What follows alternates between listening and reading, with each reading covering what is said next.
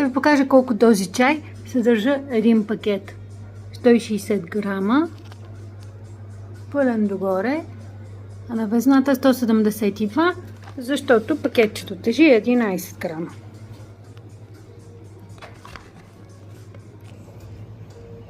Взимам си една лъжичка и да речем, че дневната доза е една супена лъжица в 250 грама, 250 мл чаша. Имам една, две. Знаете, че една доза е достатъчно за 3 чаши. 3, 4,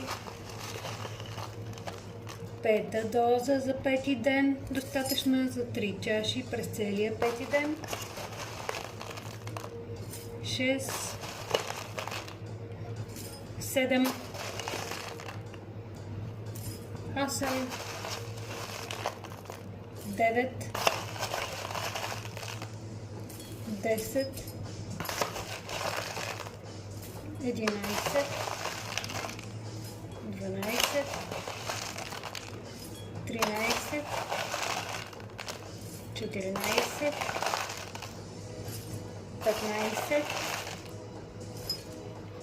тук ще сложа още малко, 16,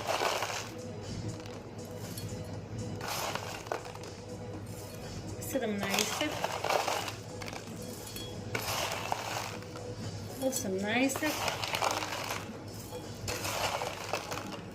19, ще има и за 20 ден. 20, още има. 21, 23, добре, 23. 23 дози, 160 грама, 9,90 евро. Тоест по-малко от евро на ден.